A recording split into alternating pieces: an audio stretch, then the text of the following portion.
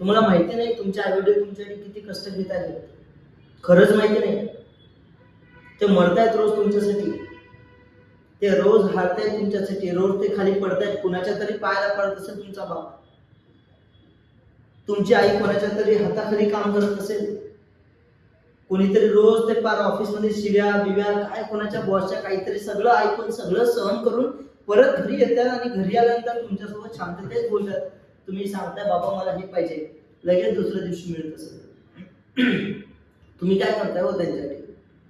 त्यांची किंमत तुम्हाला आता कळणारच नाही. जेव्हा तुम्ही मोठे होणार 25 वर्ष 26 वर्षाचे 27चे 30 पर्यंतचे, तेव्हा तुम्हाला कळेल की नाही जमत आहे, नाही जमत पैशाचं मॅनेजमेंट, नाही जमत आहे.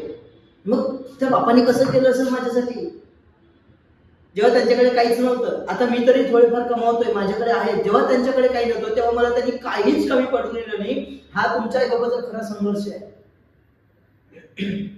तुम्ही पार 2 तास अभ्यास केला की थकताय, 3 तास अभ्यास केले की थकताय, नाही चालत ना असं. आयुष्याच्या परीक्षेत मार्क कमी जास्त असं काही नसतं. आयुष्याच्या परीक्षेत एकच असतं, पास किंवा नापास. मग तुम्हाला जर आयुष्याच्या परीक्षेत पास व्हायचं असेल, त्या छोट्या छोट्या छोट्या छोट्या संघर्षातून तुम्हाला जावं लागेल. आणि हा छोटा संघर्ष म्हणजे छोटा संघर्ष नाहीये, आणि हा खूप मोठा सुद्धा नाही आहे. एक एक सेकंदाचा, एक एक क्षणाचा, एकेका मिनिटाचा, एकेका दिवसाचा, एकेका आठवड्याचा, एकेका महिन्याचा संघर्ष तुम्हाला त्यातून जावं लागेल. परवा एक पॅरेंट्स आहेत माझ्याकडे, 8व्या वर्गाचे, कुठेतरी काम करत असतील, मला माहिती नाही. त्याचा मुलगा 8 वर्षाचा होता. ते दोन्ही माझ्याकडे आले, त्याची आई आणि वडील दोन्ही माझ्याकडे आले. काउन्सिलिंग झाली आणि त्यांनी ठरवलं की आता ऍडमिशन इथेच घ्यायची. ठीक आहे. त्यांच्याकडे पैसे नव्हते. म्हटले साहेब 10-12 तारखेला पगार होईल तेव्हा पैसे देते. म्हटले ठीक आहे, आजपासूनच मुलाला पाठवा. ठीक आहे. खाली गेल्यानंतर त्यांना परत काय वाटलं काय माहिती, त्यांना वाटलं ऍडमिशन जाईल किंवा काहीतरी जाईल. ते परत वरती आले आणि म्हटलं सर जर ऍडमिशन आता कन्फर्मच करायची असेल तर किती पैसे भरावे लागतील? म्हटलं 50% तरी ऍडव्हान्स द्यावं लागेल तुम्हाला.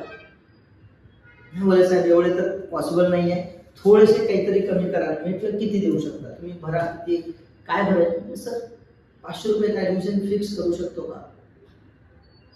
मला वाईट वाटलं, काहीतरी अडचण असेल त्या माणसांची. म्हटलं ठीक आहे, यू कॅन.